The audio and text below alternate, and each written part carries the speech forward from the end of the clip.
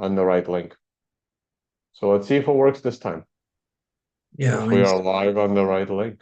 it doesn't even matter. The It price is so works. the price It is so works. boring. Who cares? Well, welcome, ladies and gentlemen, to Daily High with your hosts Matt McGregor and Tone Vase. Tone, can you close that curtain behind you before we I start? know. I know. Is that a Uh, possibility? I'll just sit right here and block the All light. right. Happy 100K, ladies and gentlemen. We did it. We did it as a collective. We got it there. I got a question for you, Tone, before we go any further. Do you do you actually feel anything? Is it do you actually feel anything? Be honest. I wanted No, to it's ask great. I wanted to No, no, ask this question it before the show. And yeah, yeah, tell me how you no, no. It is great that we're breaking 100K. I just I would feel a lot better if it happened in a more sustainable way. But it's great. I mean, the momentum could carry this thing all the way to 200,000, like we discussed in the stream with Mark yesterday. I hope people had a chance to watch it. But no, no, it's absolutely awesome. Finally did it. Oh, maybe it's just me. I don't know. I don't feel what I thought I'd feel. Like I've been here for 8 years or something nearly at this point. I just I wanted more from it. It's a hollow victory. I don't know. Maybe I need it to sink in. I don't know, but I don't feel as much as I thought I did. I would. That being said, let's get into the charts. Let's discuss what occurred. It's just brilliant, right? I mean, it feels like old news right now. We did it. Oh, Um, I think Bangbox had a monster trade yesterday, right? no, it had a good trade, not a monster, but it had a nice trade, so that's nice. But look, let's discuss it. Daily time frame. Boy, when you're right, you're right. And I was pretty good yesterday. I definitely laid out three scenarios. One, the breaking of this descending triangle, the drop, because we were I remember my trade from 96,075 was underwater when we were doing the show yesterday. And I said I'm staying in here. I'm staying in the trade. I like it unless it drops, below 95 is what I said. I don't believe it dropped below 95. I might have done below 95, but I didn't get out anyway. And I woke up in the morning and the price was at 98,700 and I was feeling really good. I thought there might have been a bit of a drop at that point. So I closed that trade because that was a tremendous, tremendous trade. And as soon as the daily candle opened, we did start to come back down. And I thought I could get right back in exactly off the 7 simple moving average. But it didn't get down as low as that. I thought that was going to happen. I thought we'd break out of this descending line. We'd come back down and retest at least the 7, if not fully retest the breakout point of that descending line. But then when it started to come back up, I was able to get back in an even bigger trade than the previous trade at the exact same price. So I left the same marker in here and took it all the way to 92,444 and closed out that trade. So I'm in no position as it stands right now. I can get rid of these lines. It was a it was a really classic day trading for me. I won't say what I made, but it was a considerable in a 24-hour period. Considerable. So where does that leave us? That's me cleaned up. I'll get rid of this as well. I think that was the right call. Brilliant. Brilliant. The MRI count looks brilliant on the daily time frame. I love it. I just we're back to that zone of me. I don't know what else I could say here. Fantastic cross on the EXA down on the daily time frame from a really, good spot where you want to get across from. This is a daily analysis show, and I'm gonna struggle to have any daily analysis today. The move has been made. As Tone said before, um, this could have momentum to push us to 200K, and I'm with you on that. I don't if I don't have any reason to get out of any of my HODL positions. Hell no, they're just trading positions I trimmed out of, and closed out, and now I'm hungry to get back in them. Whether that's from a pullback or as we go to the lower time frames, I'll show you what I'll be looking at to get back in again. I don't mind getting back in again at 103. So this is where it stands right now. The MRI on the weekly is brilliant. Well, I said this earlier in the week as well, that I could see it was red at the time, and I said I can see this coming up and getting a green star on the weekly, which is brilliant. The 1 to 4 candle correction, as far as I'm concerned, is complete. And if you look down here on the EXA on the weekly, once again, it's not crossed anymore, right? So what does that mean? It just means this crossed last week and it crossed this week, and then both times it repainted back to uncrossed again. So all my analysis on this crossing, I think, is still valid. It just hasn't crossed yet. It will cross, and if it crosses higher, I think that the same rules apply. That downside is on the table, and or consolidation is on the table. But as it stands right now, oscillators are absolutely useless, and that's what Socrates and I were talking about a few weeks ago. Oscillators are the first thing to go out the window when you go into a parabolic hyperwave-esque move, which is what we're enjoying right now. So enjoy it. 4 hour time frame is really cool because yeah, we're like overextended and whatnot, and I'm out of all positions right now. But I'll get back in again if this thing can actually start to break out once again and wants to push to a higher targets here. Yeah, 100%. I'm getting back in. I do think there's a chance that we can come back and I can get in from a lower point. But if this thing just wants to keep going, and it's very, very, you know, clear looking at this where I'd be interested again, it's sort of starting to get above this in 2 hours time. If it's 2 hours time, it could be in the next 10 minutes. But once we start getting above this, and I start to think that the momentum is going to just rally, especially when US markets have time to digest what happened in the Asian markets today, then I'll be all aboard the steam train. It's just the reason I closed that trade was because of just that the move was made in the Asian markets, and who knows what's going to happen when US markets open. They might go, yes, we're taking profit, boom, and bring this thing back down. I just want to be clear that they've decided, oh, we're going to join the party and play our part. I want to see how that plays out. So that's the analysis on that sort of time frame right here. 15-minute time frame, which is always relevant. Oh yeah, just finish off the 4 hour time frame just to go back to the horn tooting, my own horn. This is just a flashback to last night's show when the price was uh down here, right? And I mentioned how, look, we got this bearish cross on alpha numerics back here on this candle here. And I said, look, I like that this is rounding up, and I can see us getting this bullish cross of the 7 crossing the 7 simple moving average crossing the 30. And then that's where I want to be getting long once again. But I was already long from that point, but that's where I mentally would be satisfied with that long and happy to stay in it. And boom, and it rounded off just beautifully. So I was very satisfied with that. All right, 15-minute time frame. We will review the bang box trade that went through last night, which was a positive trade, and I'm very satisfied that it was. Boy, were we due for one. The chop zone had been killing us. So let's review that. Perfect. Enter the trade here. Initial take profits. Enter the trade. Oh, I want to say here at 97,300. Take profit 97,600, 97,800. We trailed the price up and closed it out at 98,000. It ended up being about a 7-8% move. Not bad.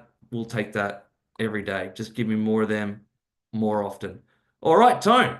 I'm coming back to you right now. Guys, please like and subscribe. Please share it with your friends. Nowhere else are you getting this kind of analysis that's calling moves like that on the internet. All the links in the description below. We have great exchanges that you could join and trade and make a lot of money, lose a lot of money, learn from your mistakes, become a great trader. Links in the description below. We've got 2bit and Blowfin. Great deposit bonuses. All right, Tone. What are you seeing, mate? Is it done? Are we cooked? We going to zero? No, I'm actually super bullish right now. We have Good. now became bullish based on MRI across every single time frame. So this is where I become bullish. Were We you able to had catch a it? Were you able to get in at all? yeah, I got in yesterday right before market closed. I added to my position, and I'm gonna finish adding to my position today. Right. I'm gonna wait for the 10 a.m. pullback, and then I'll get in sometime today. I'll be 100% long at some point today. I just don't know when that point is because we have to do this before market open. I got a call at 9:30 in the morning. Hopefully, I'm done with that call by 10 a.m. because I want to see the 10 a.m. pullback happening unless we crash from 9:30 a.m. to 10 a.m. And now I'm going to try to buy at 10 a.m. because then we're likely to go higher after 10 a.m. So I'm just going to watch market open. Uh, I don't think I'll do another stream later today, but maybe I couldn't do a stream last night. I was actually out. Uh I didn't think we'd break 100K last night. I was out with a couple of friends. Had a friend visiting Panama here, and a bunch of us went out. Got drinks, got dinner, went out for drinks again. So I didn't come home until late. I try not to party that late anymore, but we were out. Can I And my can I phone ask? was dead. And my phone died too. So I did see the 100K. I took screenshots. I put it on Instagram, and then my phone died for the rest of the night. Yeah, Matt. First of all, I'm calling bullshit on you don't like to go out very late anymore. You're the most active 41-year-old I've ever met. I'll give you At a 21, very that's great. generous, I'll take it. very generous age there. And second of all, you didn't think, I'm calling your bullshit on this, you didn't think we were going to break 100K this year. You didn't Yeah, think it. You were I came wrong. close. I came close. We had a nice 2 week pullback, but yeah, the market picture changed. We talked about that picture changing yesterday, and I was already becoming bullish, and it happened really quickly. But that's okay. I What does think that this is change? What does it change now? That like if does it change time frames? Does it change your perspective on the next of on December or going into so. next year? Let's start from the highest level. Let's go to. I only have 10 more minutes, guys. I do have to jump on a call soon. The Tomorrow's two Friday. month chart gave us a green star candle at the end of October. So that was the first sign that we are going significantly higher. The monthly green star happened in the beginning of November, and it kept going higher, and the star solidified at the end of November going into December. This star will now be here for the rest of time. These monthly green stars have been very, very good for Bitcoin. They've led to higher prices every single time except the October 2021 green star, which was followed by a red candle. I think that's the only instance of a green star candle that was not followed by multiple green candles or significantly higher prices. There was only one green candle that followed the prior green star as well. But this is why this was a very hard to navigate top. So I'm expecting a lot more upside over the next 12 months. Maybe not all of 12 months, but at least the next 2 to 3 months, I'm expecting good positive upside. Weekly chart. This is what I was waiting for. I was waiting for the weekly chart to give us a green star candle with a high probability of closing the week as a green star candle. This can happen in one of two ways.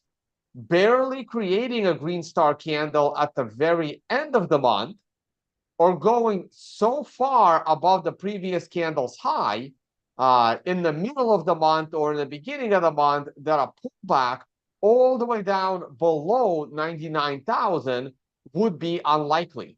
We got the latter, right? Now, had the star been created on like Sunday afternoon, then obviously, yeah, the chances of it not being a star by end of day would be unlikely because there's only a few hours to go in the candle, and we're already above 99,000. So that creates a high probability that the green star is here to stay, or that the following week will create a green star candle. So I don't mind entering at that point as well. In this case, we actually reached the first Fibonacci extension, which normally would be an area of resistance and a profit take.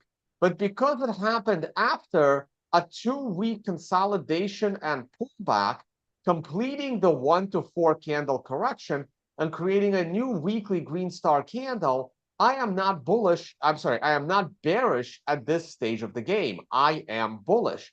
We have a weekly green star candle inside a monthly green star candle, which on a month that completed a few days ago, inside a 2-month green star candle that completed a month ago. And now we move to the daily, which also created a green star candle last night. Okay. This is the green star candle. Personally, I like my green star candles to be a little more, closer to the breakout area, like the green star candle we had on November 19th. That would have been a lot nicer and a lot easier to time the long.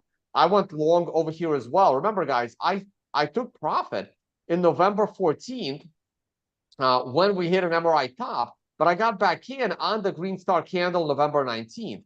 I'm doing it again on this candle. It's unfortunate that I got to trade only during trading hours.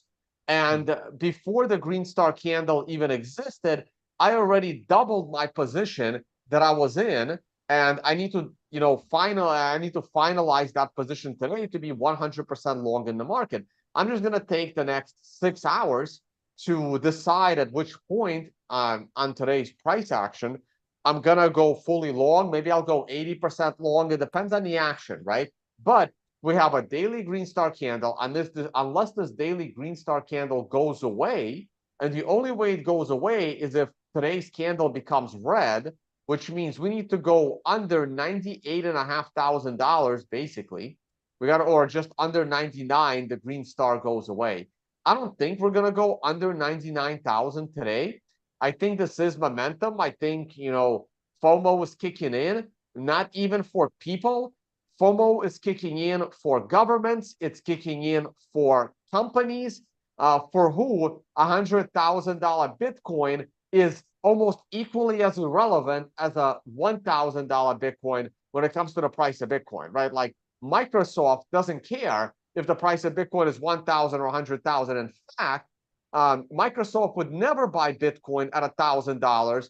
It would be a laughing stock to its board of, like the board that manages Microsoft. They wouldn't be But allowed to. They wouldn't be allowed to. right, but it's not big enough. But now it's actually reasonable for companies like Microsoft to hold Bitcoin, companies like Tesla to hold Bitcoin, governments looking at Bitcoin. People are saying like Jerome Powell say something about Bitcoin being gold that made a difference. I don't think so, but Putin saying something, because Jerome Powell doesn't matter all that much. Anyone that's currently in power in the United States saying something doesn't matter all that much. What Putin says on the global stage actually matters, because contrary to what the West believes, 80% of the world listens and pays attention to what Putin says. It's just no one in the West does, right? But the other 80% of the human population, or the governments that manage that human population, actually care what Putin has to say. And Putin came out and spoke very positively about Bitcoin and how it's not going to be Russia that's going to take down the US dollar. It's going to be things like Bitcoin. And he's right, okay?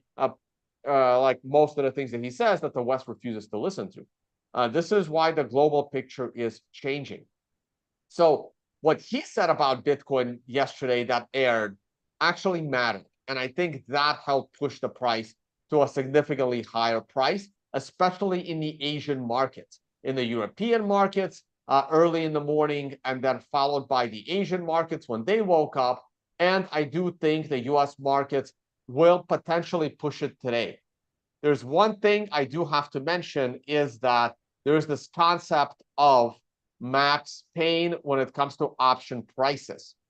And now that BlackRock and IBIT is completely dominating, like dominating trading. It's dominating Bitcoin purchases. look at what happened this week alone so far. We are 3 days into the trading week. BlackRock has purchased, what do we got here? Over 15,000 Bitcoin. Grayscale sold.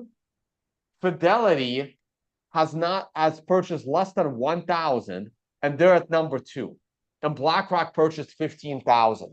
This is basically not sustainable for other ETFs. They're gonna die. Wisdom Tree ETF is gonna go away. Franklin Templeton's gonna go away. DDTFs are completely irrelevant, and Fidelity is barely clinging on to relevancy here. I didn't want BlackRock to dominate. I wanted Fidelity to dominate, but this is just If insane. go back and find the episode around this time, if you can be bothered questioning this, but we said this. We said this will become a Yeah, one. You know? yeah. It's going to be all BlackRock, and I'm trading options on the BlackRock ETF. They are by far the most liquid. So the one thing that people need to keep in mind is this concept of max pain. Max pain is the price of Bitcoin that hurts the maximum number of option speculators. And that max pain is $53 this Friday. The ETF is about to open at 59. That is a pretty substantial gap. It's not crazy, but it's substantial enough. The expiration that really matters, you see it right here. That is the end of month expiration, which takes place on December 20th. It's not the last Friday of the month, it's the Friday before the last Friday of the month. These are the most liquid options. These are the ones that have the most volume. These are the ones that have the most speculation. And that number is actually also at 53, just like the current week. Actually, why are these mismatching? Oh, I'm sorry, that is 53. The one coming up this Friday is actually 54. Okay, so it's a little bit higher. So this is something to keep an eye on. This incentivizes the big trading operations, the Goldman Sachs of the world, basically, to force the price of Bitcoin lower because they are the majority of option writers. And they are the companies that get hurt the most when option speculators are correct.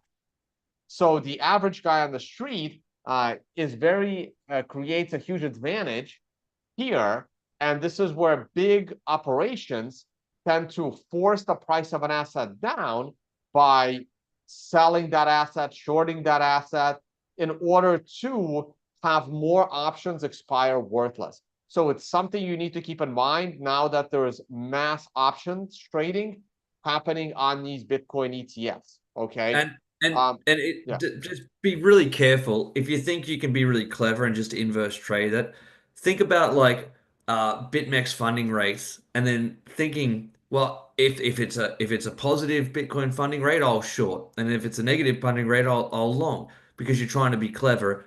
Good luck with that, right? Like Right. you can, good luck, you know. Right. This is information to keep in mind. So because of this information, I actually set up a lot of my hedging at $60. Remember you asked me, you or Mark, I forgot who asked me yesterday, am I willing to share my option strategies? I said no. That's But a I will question. say that I hedged my Bitcoin longs that I do not expect the IBIT to break $60 on option expiration. Okay, this week and next week. Okay, so I think this max pain will make a difference, and I think that getting the price of IBIT above $60 is going to be tricky. Now, a $60 IBIT price is approximately like 107, $108,000 Bitcoin. So I did take the bet that Bitcoin will not break that amount by end of next week. Uh, it's fine if it does. It just means that that's where my profits get capped because that's the hedge on my position. So my profits would get capped, I can always drop the hedge. I could always, get out and alter it. I can always change it. But at the moment, when I'm entering these Bitcoin positions for a long, I'm hedging that, and I'm profiting from this, by the way. I do make extra money if Bitcoin does not break 60, and I'm profiting as Bitcoin rises. But there is a cap to my profit that that hedges my position and makes it more optimal because I do take these max pain numbers seriously, and being $7 or $7 on 53, that's like 15% or something. That's significant for big option writers. So they are paying attention to this as well. So just a heads up there. Oh, I gotta go actually. So the All right. daily is on a green star, the weekly is on a green star, the monthly is on a green star, and the 4 hour, this was the ascending triangle I've been drawing. I personally wanted one more pullback to 96 before the big breakout, but the breakout came, and that's perfectly okay. I profited from this, of course, not as much as I could have, but that's also okay. It's funny. Someone said something interesting. No one's ever, I forgot who said it to me, but it was great. No one ever gone broke taking profit, right? So people could make fun of Bangbox all they like for not profiting in full all the way to $103,000, but then just put this on the black box mantra. No one has ever gone broke taking profit. Yeah, mate. That's totally. I close so many trades every single day, and I just keep chipping away, keep grinding. That's the Uh, secret. the target the target price from the ascending triangle is the $106,000, let's say, and then we have our target for the big target from the head and from the cup and handle. That target is all the way at 120. Okay. I think that's very doable. January, February. I don't think we're gonna get there this month. 106, 107, maybe even 109 this month. Very possible. Very, very possible. Okay, and on that note, I gotta get going. I gotta jump on another call, and I'll just watch the market open in the background. The futures are holding just Right. fine. And yeah, gold is just hanging in there. Uh, Peter Schiff's talking shit about Bitcoin breaking 100K. No one should be surprised. He's too invested in Bitcoin failing. I, I mean, like this is great. Like charts are so bullish right now. Yes, things can reverse and go down, but the MRI is bullish. I trust the green stars. That's what I was waiting for, and this is the candle I'm going long on. All right, Matt, close us out. Yeah, I think Peter Schiff will come around. I watched an interview with him the other day where he was his biggest regret is not getting in on Bitcoin. He's like, well, obviously I was wrong, and he was actually quite humble, and I thought he was actually quite decent. All right, thank you everybody. Happy 100K. We did it. We did it. Call your ex-girlfriend and tell her she was wrong about you. About you. I'm talking about you. You know who I'm talking about. All 2,500 of you. Have a wonderful night. See you tomorrow. Bye, guys. Bye, Matt. All right. Hey, Tone, just before you go, Yeah. we do a show about Bitcoin only. We don't talk about altcoins. We don't talk about meme coins, anything, right? If we're going to migrate our show into include options as well and be like options focused, that is putting a hat on a hat for a niche. That's I'm all for it. I love it. But we got to consider if if we go deep dive into something that maybe even 90% of our don't Yeah, no, even know. I'm not gonna do that. We've been meaning to do a standalone option show with like John Devine, but we never got that rolling. Right, right. Yeah, yeah. All right. Cheer up. We're at a fucking 100K. Oh, oh, we are live. I forgot to turn off the live stream. Oh, see you tomorrow. Later, guys.